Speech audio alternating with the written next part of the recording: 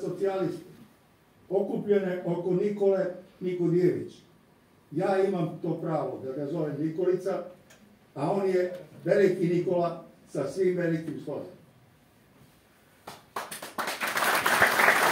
One okupio sve iskusne kadrove, one koji su vidljivi i za kojih su vidljivi rezultati, kojima se SPS diči i ponosi od uvijek. Mladim ljudima gradimo perspektivu da ovde, u svom gradu, u svojoj zemlji, vide budućnost i svoju i svoje porodice. Zato moramo da omogućimo da mladi ljudi lakše dolaze do posla, da bolje žive od svog rada i da imaju uslove da osnuju porodicu u ovom gradu.